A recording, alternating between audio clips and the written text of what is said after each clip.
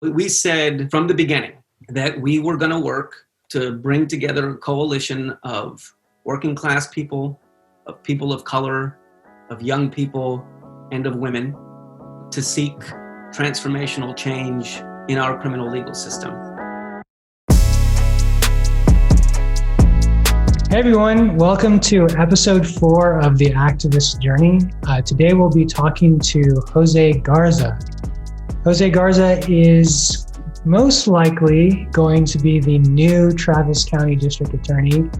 Obviously that's where we live, so Amin and I are very excited because José represents a new type of district attorney, one who sees the role more as a way to advance communal and societal change and less to serve the interests of, say, the police department. José brings like I said, very fresh perspective to the role. We got a chance to speak with him and ask him more about that, how he sees the role and what we can expect to see from him. Yeah, he is such a brilliant speaker, and just like the way that he frames things and rewords things. Yeah, he's just like completely rethinking justice. And I thought that was amazing. We definitely went in on him. Like, we had some pretty tough questions and he took it like a champ. Like, I think we were a little harder on him because he is potentially one of our elected officials. And so like a lot of our questions were very specific. What about this thing that you plan to do? What about this thing that you plan to do? But for anyone who's interested in changing policing and changing the way that we protect our citizens and better our community, like, this is going to be a really fascinating conversation because José has some incredible ideas. Absolutely. So take a watch, and we'll be there after the interview to talk more about what we felt.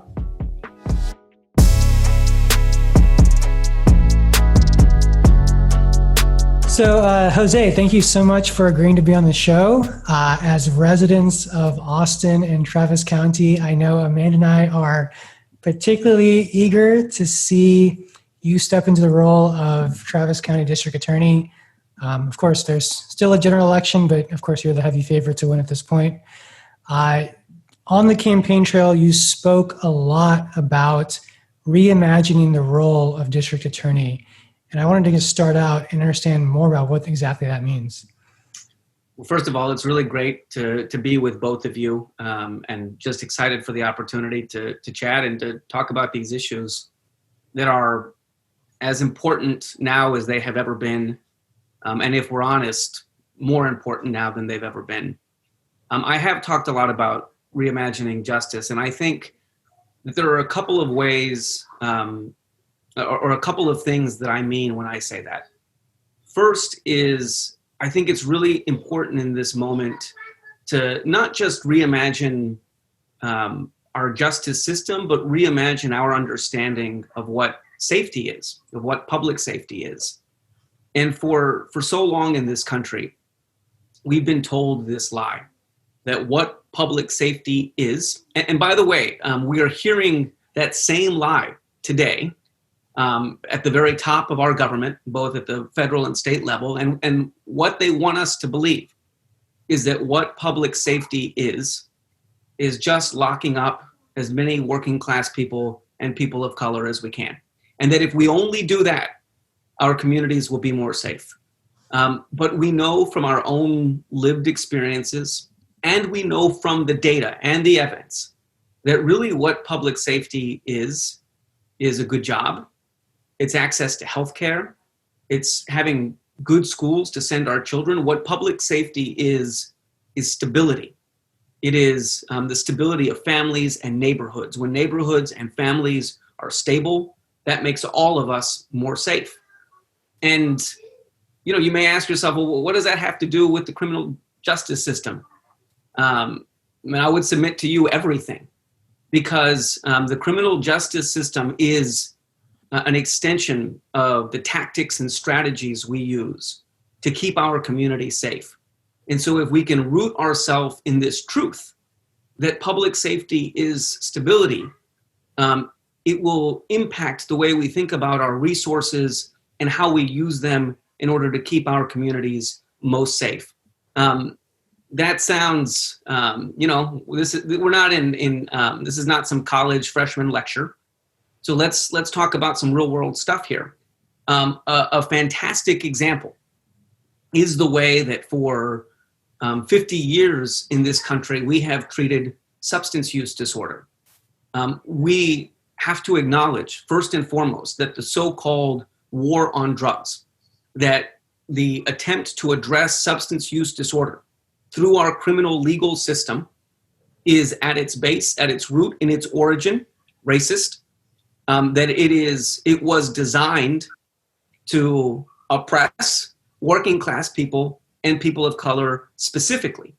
And we know that not only from the history of how these policies became enacted, but we also see it in specific choices that have been made year after year, decade after decade, in the way the so-called war on drugs was prosecuted, and the way that it was enforced. And we see it in the results of this policy. So, let's talk about right here in Travis County. Let's talk about the most progressive county in the state. What we know is that every year, the district attorney's office brings more drug charges than any other kind of case. We know that 9% of the population is Black, but 30% of all arrests for drug possession are of members of the Black community. We know that the number one way that people get stopped and arrested for drug possession are through traffic stops. And we know that over 60% of all people stopped, arrested, and charged with drug possession are people of color, even though we don't make up 60% of Travis County. And even though we know that substance use in Travis County is consistent across race and ethnicity, everyone, amongst people who are using drugs here in Travis County, it's all of us. And anyone who's ever been to Eeyore's birthday party knows that. I can give you the data, but we feel it and we see it with our own eyes. And so, our so-called war on drugs is the greatest driver of racial disparities in our system. But here's the other fact of it. This is what the data and what the evidence tells us, is that it doesn't make us more safe. In fact, we know it does the exact opposite. The data is clear that every day that a person struggling with substance use stays in jail, the likelihood that they will commit another crime goes up. And this is consistent for any of us. I have family members who have struggled with substance use. A lot of people do. And anyone who has been close to this disease knows that that's not how it works. You don't, people don't, who want to and who are ready to address this disorder, don't do it because they've been held in prison or threatened. That's not how it works. But here's the final piece about this. I said, the district attorney's office brings more drug cases than any other kind. Okay, well, at the same time, and we can pick any year, but the data is essentially the same. Let's talk about 2018. In 2018, there were approximately 70 prosecutions of sexual assault cases. There were over 2,700 drug cases that same year. Over the course of the last 4 years, every single year, a member of our community has been harmed or killed at the hands of law enforcement. And not one time during the course of those 4 years has any law enforcement officer been charged with the crime, let alone convicted. So, the results of the way we have pursued this war on drugs are not only in and of themselves counterproductive to our goals of keeping our community safe. This effort is also actively drawing away resources, time, and energy away from the things that do keep our community safe. Prosecuting violent crime, murder, violence against women. So that's what we mean when we talk about reimagining justice. Yeah, just only those small things, right? As a starting point. Yeah, exactly. You have like specific policies you've outlined, on your campaign. So including like ending cash bail, implementing restorative justice, mothballing the death penalty, no call lists.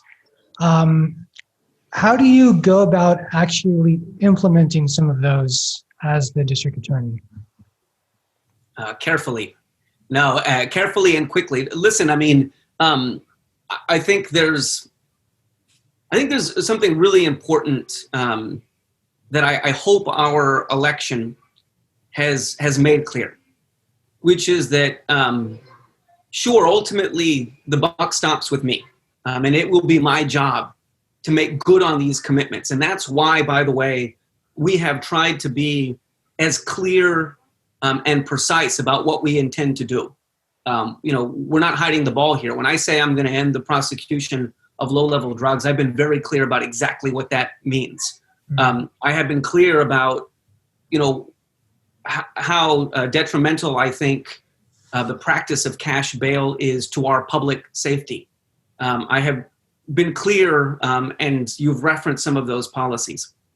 And the reason why is that although the buck stops with me, ultimately, if we are to realize our aspirations and our vision as a community for safety, for a safe community and a just community, it's up to all of us. And so what that means specifically is the way that we're going to get this done is that I fully expect that every single person who made phone calls, who showed up in the middle of a pandemic to vote for this change is going to keep showing up at Commissioner's Court. They're going to keep showing up and making their voice heard to our district judges, to the other parties in this system, and most importantly, to me and at my office, to continue to hold me accountable for the commitments that we've made. And, obviously we intend to make good on these commitments, but it's going to take all of us. When you say that, I wonder, are you expecting in some ways to like expand the role of DA as also being like a community organizer? So still kind of being out there trying to get people to show up to those, those hearings and those committees and things like that? Or is that something that you need someone else to kind of take on and lead that effort? Well, it's got to be both. People know what my background is. Again, this is something we're not hiding the ball here. I am, as a matter of fact, a community organizer. It's what I do at this particular point in my career as a job. And that's not going to stop. It's a part of who I am. And I think, people understood that. I think we've tried to be clear about that throughout the course of the campaign. You guys do this work. Organizers are going to organize. It's what we do. And so, of course, and I've also been clear from the beginning, I can't do this by myself. I'm not special. This is going to take all of us. And by the way, we have to acknowledge the incredible organizing that has been happening, the incredible leaders that we have in our midst right now.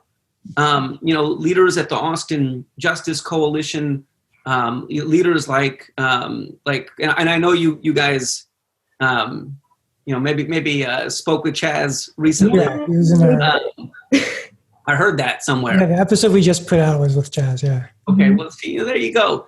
And there are others. There are. If you paid attention to the discussions that have been happening at City Hall, you have seen the incredible power that regular people in our community have been flexing regularly for the last 6 to 12 months. So this is not about nobody is expecting or looking for some savior. We're just all going to keep doing the work. That's what it's going to take. Yeah, I think I'm curious, like which policies do you think are going to be, well, which ones are you most excited about? Which ones do you think are going to be the most challenging to actually put in place? I'm excited about all of them, and they're all going to be challenging. Let me say that,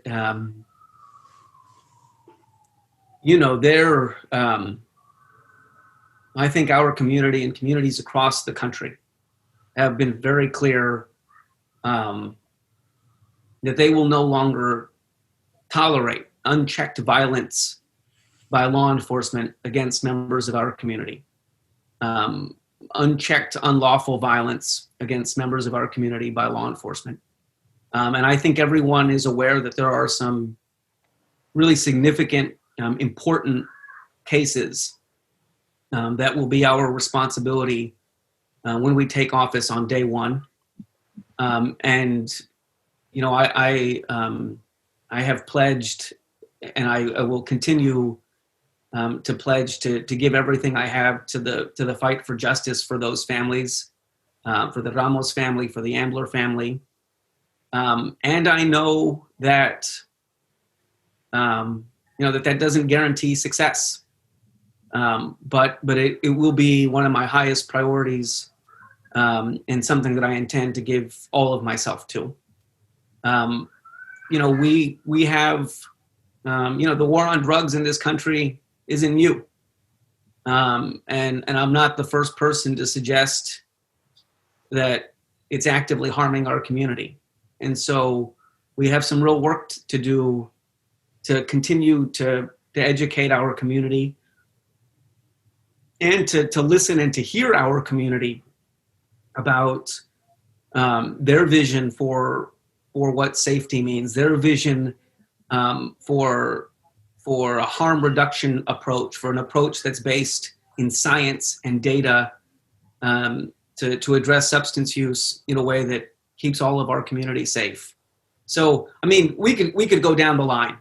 Every single one of these is going to be a challenge. And every single one of them is so necessary. And we have an incredible opportunity right now, I think, to make generational lasting change. We just have to rise to meet this moment. I have a very specific, intense question. Are you going to bring charges against the officers who shot Mike Ramos and Justin Howell and Brad Ayala? All of these questions have been very intense, by the way. We can follow up some minor ones after this. Yeah, we're like, you're on top of the mountain right now. We're going down, trust. What happened to the questions about what kind of pizza I like? Come on, guys. No, I'm kidding. Well, we have talked a lot about this during the course of the campaign, and this is a moment where, I have to stop and explain the law, which is that it is not entirely the district attorney's decision about whether someone, particularly law enforcement officers in those cases, committed a crime. It's actually your decision. It is this community's decision through the process of presenting evidence to a grand jury. And a grand jury is you. It is members of our community. And so what I have said is that I intend to present all of these cases to the grand jury. I intend to communicate frequently and regularly with the community about what the status of these cases are. And I intend to use the authority that the office does have to make sure that regardless of the decisions that our community makes through the process of a grand jury, that we hold law enforcement officers who have engaged in misconduct accountable. And so, you mentioned this earlier, but one of the things we are going to do is to create a public no-call list for officers who have engaged in misconduct, officers who regularly fail to turn on their body cameras in accordance with policy, for officers with a demonstrated history of racism or xenophobia. We are going to create a public list to make clear that those officers won't be allowed to participate in our criminal justice system. So, listen, as a community, we have got to get to a place where we can restore trust and faith in our criminal legal system. Because as imperfect as it is, and I mean, not just imperfect, I've said regularly throughout the course of this campaign, it is broken. And I believe that it is. But we have to as a community, put all of ourselves into fixing it, because it's the only system we've got right now, and we need it. So I think there are a number of steps that are within our power to hold people accountable when they harm members of our community. And we will use that power, for the most vulnerable among us. And we will fight like hell within the context of the law to hold people accountable when we believe they have broken the law. I'm really hearing stop. This is to the public right now. Stop trying to get out of jury duty. Get on that grand jury and actually, because I feel like with so many jury cases, people who end up being on the jury are not necessarily, there's a running joke where it's the people who couldn't manage to get out of jury duty. And so I just feel like this is also a PSA to me, personally, stop trying to get out of it, Amanda. Yeah. Real quickly to that, Amanda, that is right. And that is important, that all of us have to own the power that we have in this system that has been given to us, that we are entitled to and that we have earned in this system. But we have to acknowledge that there are real and serious structural barriers and impediments to regular people participating in these processes. It is not easy for working people to drop what they're doing for 3 days to make this happen. And so it has to be both. We have a responsibility to fight for and to demand the changes necessary to make this process more accessible. And those of us who have the privilege that we are able to participate in that which we have earned and we are entitled to, do so. People who can't, what I would say to you is, people for whom it is much harder are counting on you. I want to dig into the community bit even more, I guess. How can you as the DA kind of help the community understand their responsibility, and what things can you do to make it easier for them to participate in these kind of processes? Yeah, I mean, the first thing is about priority. It is my job to prioritize. I am the community. I live, I'm not the whole community, I'm a part of the community. I live in a neighborhood. My kids go to school here, and it is my job and my responsibility to be among the community and to prioritize spending my time among the community. That is absolutely my responsibility, and not just mine, but the responsibility of our office, to be out in the community. These days that means out in the community through Zoom, but whatever the process and the opportunities that are available to us, that is our responsibility. And we have a responsibility to invite the community in. And so that takes a couple of different forms. First of all, it is our job to make clear that this system isn't just for lawyers. It isn't just for lawyers who have spent half their careers, studying and working in criminal law. If you are not an attorney, who has, spent your career working in criminal law, this system is still for you. You still have a right and an obligation to voice your opinions about this system. And so that's one of the responsibilities we have, is to remove that veil, that impression that this is that people aren't smart enough to understand this. They are, and they do. And so, one of the things specifically that we've talked about is really focusing on building out community task forces, just space where members of the community can have input into how our office is run. We've talked about seeking input, particularly on the way that our criminal legal system weighs on immigrant families here in Travis County. But there are a number of spaces where we really have to work to seek that input. I'll tell you, we've talked about priorities. We've talked about how we're going to accomplish them. You asked me what I was excited about and what I was, what was going to be hard. As a community, we have to address head on the rape culture that exists in our community. We have to tackle head on creating a system where victims of sexual violence can seek and find justice. And I'm not, I've been clear about this for the entirety of the campaign. I'm not an expert in this area. And I believe deeply that there are experts in this area. They are survivors of sexual assault.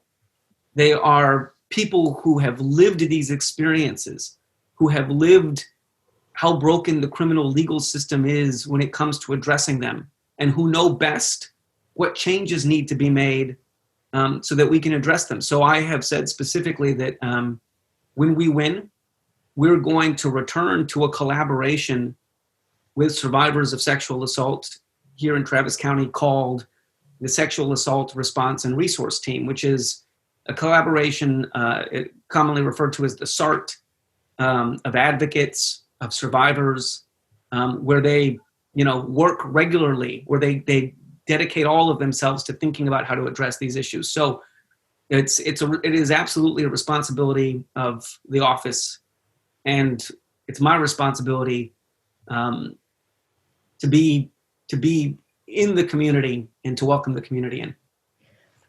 I wanted to ask you about one of the policies, the no-call lists, a little throwback. Why not just fire the police? Like, you don't have the power to fire the police, right? Who are being racist. Work for the police chief, who works for the city manager, who works for city council. Listen, I think the city council, it particularly recently, has been increasingly clear about what their expectations are for the chief and for the police department. And I think they're doing a really good job there. But what the district attorney's office does have control over is who participates in our criminal legal system. We have control over who gets to testify in cases. We get to have control over whose police reports we rely on and consider trustworthy. Those are things, the district attorney's office has control over which charges get filed and against whom. Yeah, I can just imagine like little changes like that having like ripple effects in how police behave. Because like if they want to be part of the process and they know you have certain expectations, I can see them changing their behavior to meet those expectations, right? Yeah, and let me just say this. I look forward to working with the police department. I look forward to working with, the men and women who do, put themselves in danger every day to keep us safe. We are going through a conversation as a country right now about what our expectations are and what our aspirations are for how our communities are kept safe. And it is really important for the police department to be an active participant in that conversation. And I believe at the end of the day, I know it's what they want. I know that every police officer who has dedicated their lives and their careers to our safety as a community want us to be safe. Right now, maybe we have some new and different ideas about what that means. I mean, we talked about that at the very beginning about what public safety is. And the fact is, in our democracy, we get to decide.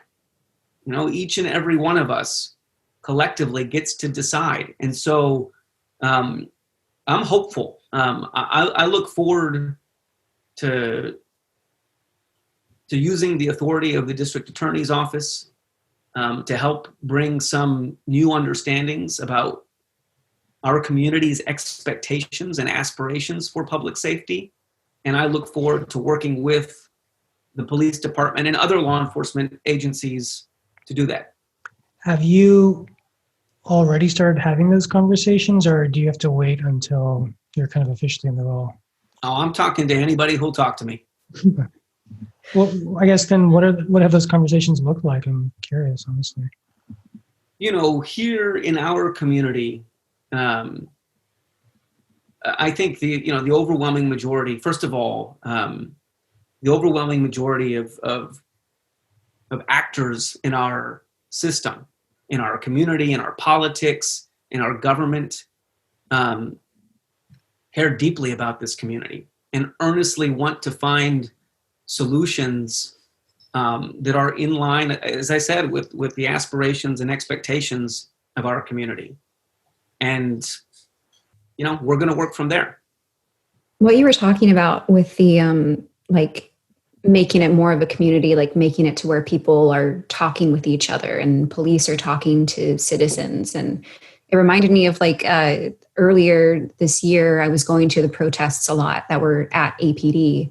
And I mean, 95% of them were just they had their barricades up, they had their batons, their helmets on, they were just intimidating and stone-faced, just standing there while people yelled at them. But there was one day where they actually talked to people. The whole APD was scattered around, talking to people in a group of 5 or one-on-one. And it felt amazing. And I don't truly understand why they stopped doing that. I think I think the next day they gave everyone tips treats and it upset everybody more. But I want more of that. I want to be able to talk to the police officers more, to all of these people who were talking with them were just I'm upset that you shot at my friend. I'm upset that you tear gassed me this past weekend. And there wasn't any fighting. There was a little yelling, but it was just the police were being amazingly calm about it. As a constituent, I would like more of that. I believe we can get there. I really do. This is a particularly difficult moment, and we can't ignore this or overlook it. This is a particularly difficult moment because at the highest levels of our government, we have leaders who have abdicated their responsibility to bring us together, and who have instead, let me just I'm not trying to be opaque here. Donald Trump and Greg Abbott have abdicated their responsibilities to bring us together, and have actively sought to divide us, to pit us against each other. They have actively sought to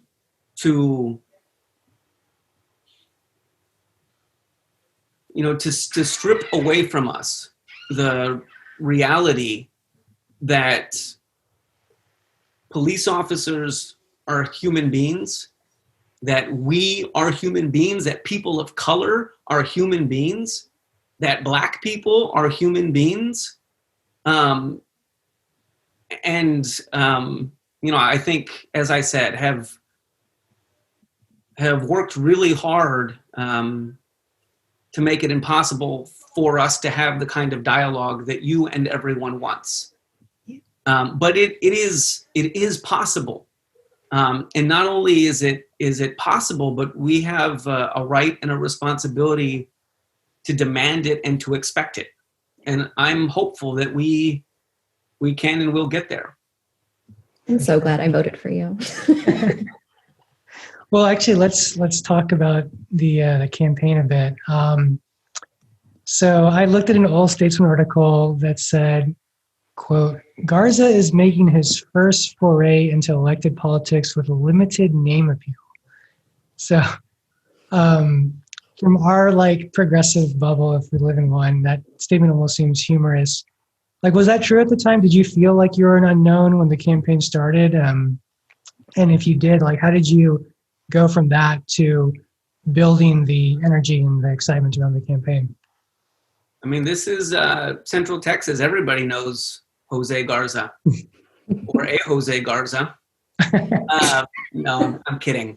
I don't know. That's not how I think about politics. That's not how I think about building power. The way I think about building power is, by investing our time and our energy in the people who have been, powerless for far too long, but who are ready and capable to have control of their own destiny and and who know best what they need, what their families need, what our communities need, and who are smart enough and powerful enough and strong enough to realize that vision. We said from the beginning, I mean, you could probably go find this on my website, from back in May, that we were going to work to bring together a coalition of working class people, of people of color, of young people, and of women to seek transformational change in our criminal legal system. We never wavered from that for a moment. And here we are.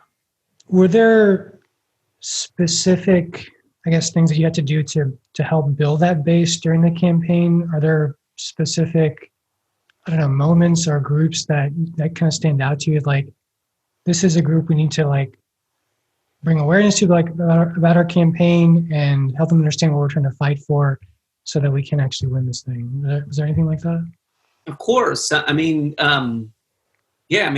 sought out all of those folks. I mean, we spent an enormous amount of time on campus at the University of Texas. I don't know if the International Brotherhood of Electric Workers had ever been visited by a district attorney candidate before. Mm-hmm. But working people matter to me. And they matter in this city, and in this state and in this country.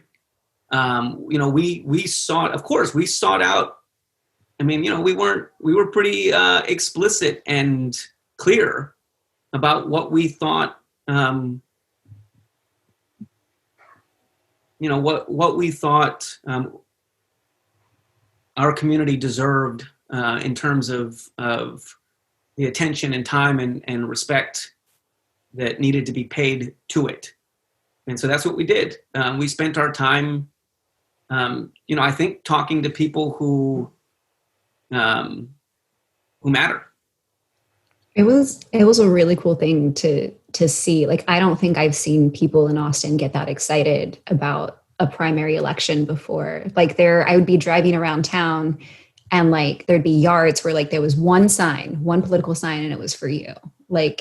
And everywhere. Like a DA race. I had friends who actually knew that there's a DA race going on. I was like, how do you know about that? It was like Beto. It felt like you were Beto in that moment. Well, let's not get carried away here, but I think we take that responsibility incredibly seriously. I feel every day, how desperately people need to see an improvement, need to see a change, and their aspirations and their hopes that our community can be better. And we take the responsibility to live up to those expectations incredibly seriously. There's no doubt in my mind that we are here because all of the people you are talking about, gave themselves to this moment and put in the work to demand change.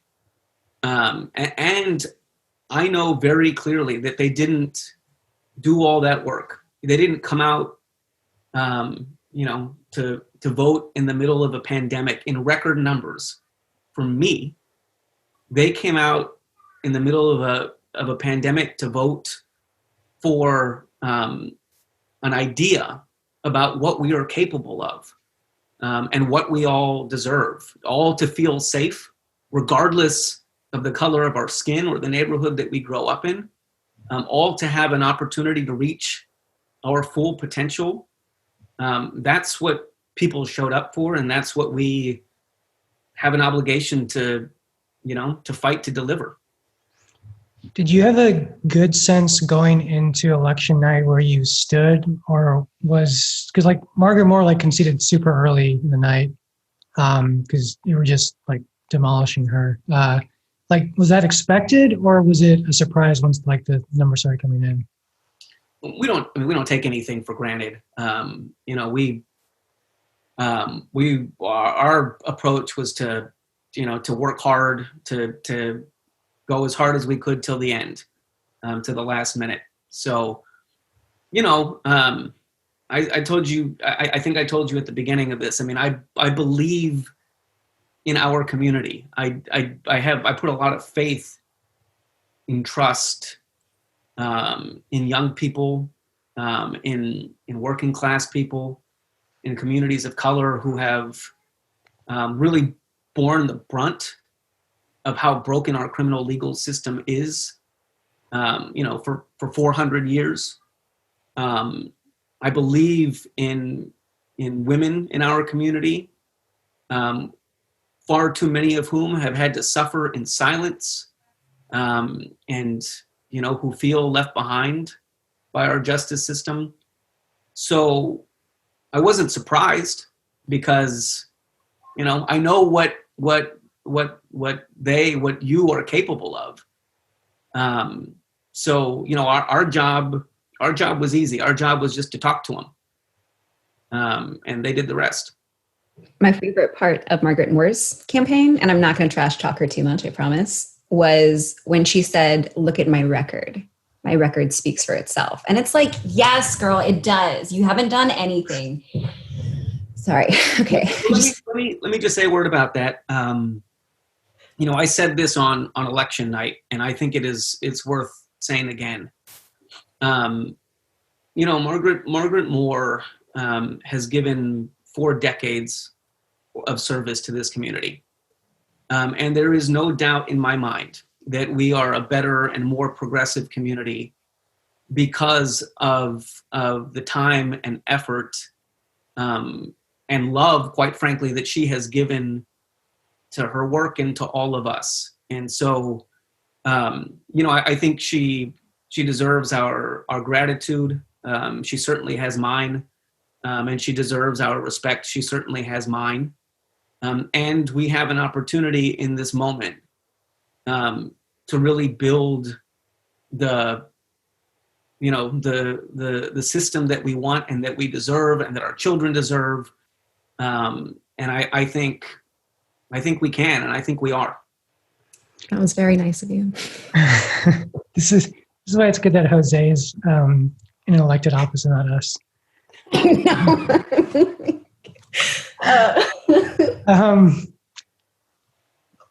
I guess kind of last question on the primary campaign. I mean, so from outside Austin, I think even within Austin, everyone kind of thinks of this as a very liberal, very progressive place. And then you're out there saying there are like real reasons why that's not really the case, or not in a true sense of it. I guess I'm curious, like, was it challenging to communicate that, or did you like have a very clear way of like demonstrating that? Well, I think one of the things I love about this community is that we have high expectations of ourselves. We expect a lot of ourselves. And so,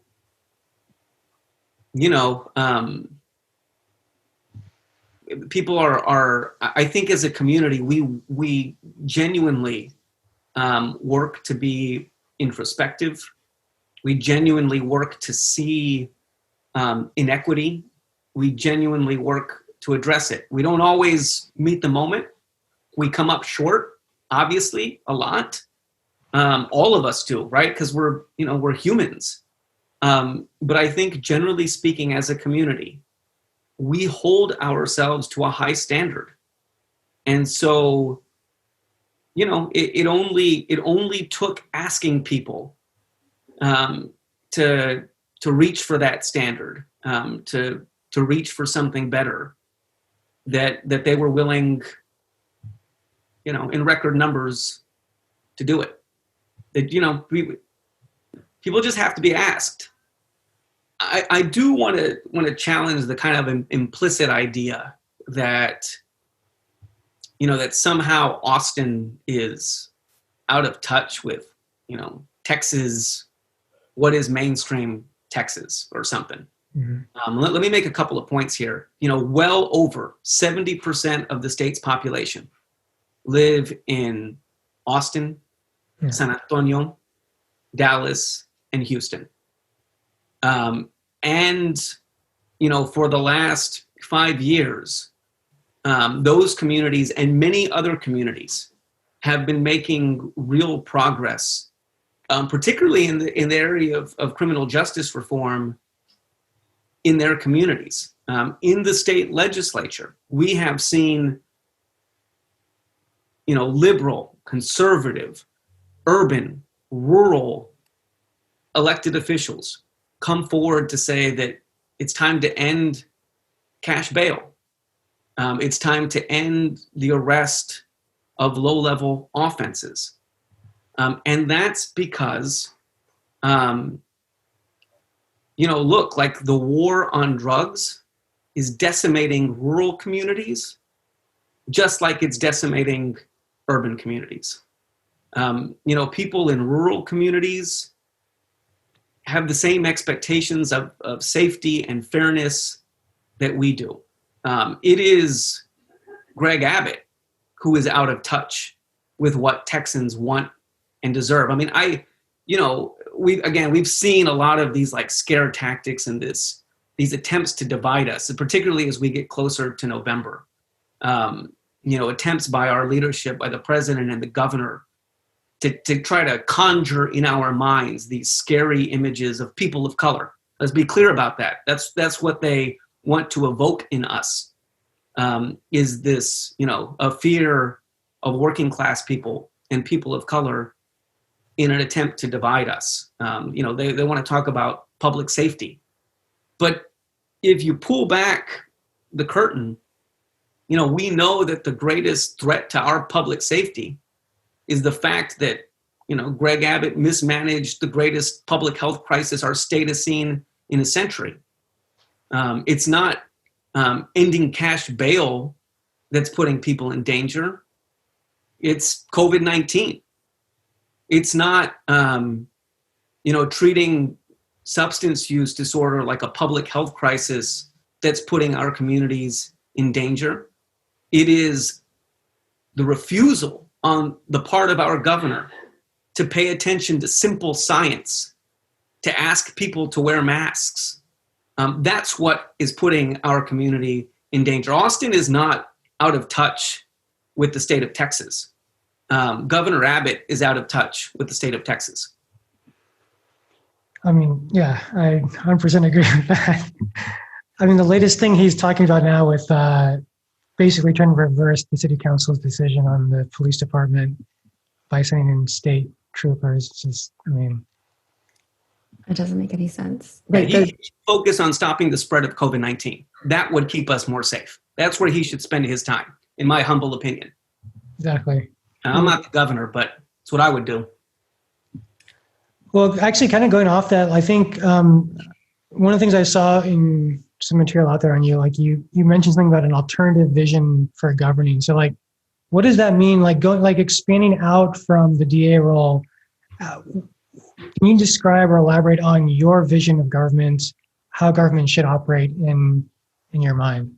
Yeah, I mean, I think a lot about kind of the idea of shared governance between the people who put people in power and the people with power.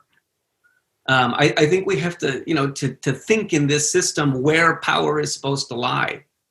And again, we have these ideas that, you've got to be an expert. And in fact, our system is set up to place barriers between regular people and power all the time. In when we have meetings, in when and where public meetings are held, in what it takes to run for office and how information is shared and disseminated. And I think all of us have a responsibility to let go of the idea that, you've got to be an expert of some kind to know what's best for your community. You have to have some kind of specialized degree or training, and if not, you don't get it. That's not true. Families juggle complex budgets every single day. Families make complex life and death health decisions every single day. Most of them much better, by the way, than our current governor is doing. People every day make decisions about how to manage their own public safety. And so, we really have a responsibility to invite people in, not to be part of, but to drive our decision making. So, yeah, I think, the more we do that, the more we break down barriers to people participating. And by the way, like this is, there's obviously a bigger structural discussion to have here, right? I mean, from access to the ballot, which, is under assault as much as it has ever been, as we sit here today, with questions about who gets counted for our census. I mean, and on and on and on. We have seen repeatedly, particularly Republican leadership attempt to X out, to keep out, to bar regular people from the process of government. And so, my vision's the opposite of that. Yeah, I think one of the things that drives me at Blue Squad is as we've picked up different campaigns as clients and stuff like that, learning how difficult it is for a regular person to run for office, and just the time commitments, the money requirements. There's a reason why there's a certain economic class that holds most of the seats in our government, and it's just really fucking hard to run for office. It is. It really is. And you guys know this because you're a part of this. It takes serious, thoughtful, and strategic investment to really intentionally build out an infrastructure that supports and makes it easier for regular people to run for office. And you guys know what I'm talking about. I mean, candidate training, candidate recruitment, all of those things we have to be very intentional about in the way we design them and who we make them available to and who we recruit to be part of them. And really, I hate to say this, but, I mean, in many ways, the responsibility is on us as Democrats and progressives to build that out, because we know our opposition has the exact opposite interest. And so if we don't take it seriously, well, they'll applaud. So we have a responsibility to take it seriously. Should we dial it down a bit? Ask some of the questions now. Yeah, we've only got you for a few more minutes. Clean pizza. Like, yeah, what's your favorite pizza? Just kidding. Actually, Wait, pineapple on pizza? Yes or no? I mean, there's no bad pizza. Great answer. Wow. Mina, why don't you roll with these questions? Okay. So you're from San Antonio, right? That's where you grew up? Yeah, I was born in Laredo, Texas, on the border. Oh. And my family moved to San Antonio when I was 2. So I grew up there. Mm-hmm. Oh my God. Okay. I have a really serious question I want to ask you, but hold on. I'm going to ask this one first and then I'm going to dive into it. Sorry. I went to. Okay. Wait, who has better tacos, San Antonio or Austin? Oh man. I mean, you got to be true to your school. And I love Austin restaurants. San Antonio has better breakfast tacos. I mean, is the question breakfast tacos? Breakfast tacos, yeah. Yeah. Sorry. I mean, it's just a different thing, It's a different idea of what a breakfast taco is and should be. So, but I will say this, I first came to Austin in 1997, and I was away for a little while and have been back for a while. And I will just say that since then, I mean, Austin is doing it. Like the taco selection has improved tremendously over the last 20 years. So, don't take my current idea that San Antonio has better tacos as discouragement. Take it as motivation. You can get there. We can do this. It's giving a pep talk to all of Austin right now. Mm-hmm. Okay. So the serious question, which is like absolutely just like a 180 from this. I know you worked a lot on the border, and in your early career, you were an attorney for immigrants. Have you been to the border recently? Boy, I have not. Let's see. I mean, the short answer is no. I lived in Del Rio, Texas up until 2010 or something like that, and have not been back. I don't think since then.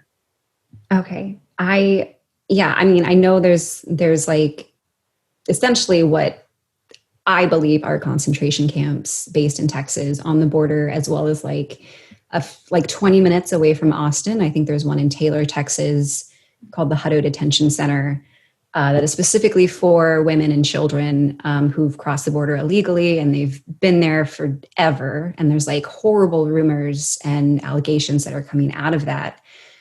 Is there like, what can we do? Like, what can we do who are like sitting at home and like are so close to it? Like I've donated to races, I've donated to nonprofits, I've told people about it, I've shared articles, but like, aside from that, I feel like I'm stuck. It's such a hard question because, obviously there are so many things you can do and you should do. And it sounds like you're doing a lot of them. People should be paying attention to organizations like Raices. I will make a shameless plug for Workers' Defense Project, for the Texas Civil Rights Project, for organizations along the border, Lupe and others that live this fight every single day. You are right that we must not be silent about this. Every time you see an article that angers you, we have an obligation to scream to the rooftops about what's happening. And I think, what's at the root of this, what the responsibility we all have as a community is every place we see it to fight back against, to not be silent in the face of anti-immigrant rhetoric, of blatant attempts to otherize immigrant families and immigrant communities, to blame immigrant families for whatever is ailing us. I think at root, we have an obligation to be vocal, to not tolerate that, to call it out when we see it. I think this is about a cultural change, and this is a scapegoating, fear-mongering tactic that is as old as time. And we've just, we can't give up hope that it's always going to be with us. It doesn't have to be with us. So I think it's hard because there's so much we need to do. And I understand the feeling that none of it is, it feels like it's not working. And right now it feels that way. But, look, we have an opportunity in November to dispatch that as a campaign strategy for a long, long time. If we invest in immigrant families and Latino communities in the state of Texas, in Arizona, in Georgia, we can put an end to that kind of fear-mongering for a century in this country. So, again, we have to keep, can't lose sight of the opportunity. Okay, so I know we're kind of coming to our end here. Like we said, beginning, you're basically kind of a lock for the role at this point, given voting history in Travis County. How can people sort of continue to support you up to the election and past the election? If you're speaking to folks right now, whoever's listening to this, what can people do to help? Well, the first thing is, we don't take November for granted. There is an election in November that we take seriously. I know people are going to show up and vote. There's no doubt in my mind. But they've got to put in the work beyond that. They got to bring their neighbors, their friends, people they know all across the country. There's an enormous amount of work that we need to do in our community for November. And then once folks get out to polling locations or vote by mail, if they have the option, they've got to vote all the way down the ballot. Keep going past that presidential, past that Senate, past those congressional races, and make it all the way down the ballot. And then I think, beyond that, what I want people to know is this was the easy part. The hard part is just around the corner. And every, ounce of sweat and energy that people put into getting us to this place, they've got to stay committed to. They've got to continue to be vocal about the change they want to see in their community, what their values are, and continue to demand that elected officials and non-elected officials, but people in power in this community, hew to their values. This is not over, and it's not going to be over. This is going to be a long fight, and people need to stay in it. Yeah, absolutely. I always tell people like my friends, if we have a good outcome on November 3rd, that's just a start. And that just means we got back to where we were a little while ago, but we're still actually behind that point because all the damage that's been done. So yeah, the work is just beginning on that night or the next day. So yeah, absolutely. So thank you, Jose, so much for your time. Like I said, we're super excited to see how you help reshape Travis County. Looking forward to it and really appreciated your insight and thoughts today. So yeah, thank you so much. Thank you for all the work you do, and thanks for having me. I've really enjoyed this conversation. Let's do it again sometime. Yes, we have so many more questions. You should see our question list. It's 5 pages long. Usually this is a little longer. It's usually a 90-minute format, and so we do these deep dive personal questions. We had to keep it tighter this time. But yeah, we'll definitely do a follow-up at some point. I didn't get a chance to talk about my favorite kinds of beer, what music I'm listening to, Okay, so everyone listening or watching, if you demand Jose's like favorite top 10 list, post a comment. We will get to it in the part 2 interview sometime in the future. The public gets what the public wants. Okay. There you go. It's all about the community. Indeed. Cool. I enjoyed this. Thank you. Thank you. So that was our interview with José Garza. What did y'all think about that? You may have noticed that the format was shorter, a little more to the point and hard hitting.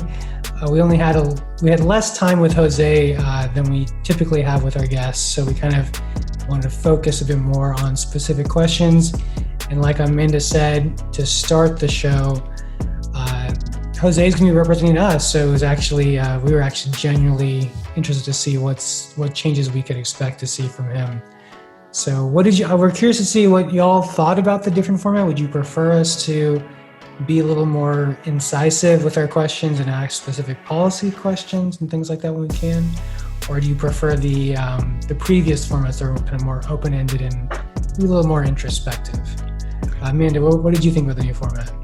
Yeah, let us know if you prefer the hard-hitting journalists that we were in this one, or the bubblegum pop pizza questions. I feel like both are very important and have their merits. It's easy to just let your mind wander when we're talking about big policy changes and these complex ideas. But we want to know what you guys prefer. You definitely want to keep you informed, but we want to keep you guys interested and have that little fun fact to latch onto to people that you're potentially voting for. But just, let us know. Cool. And so, if you like the video, obviously give us a like and hit the subscribe button. And we're going to keep coming out with more episodes. So see y'all soon.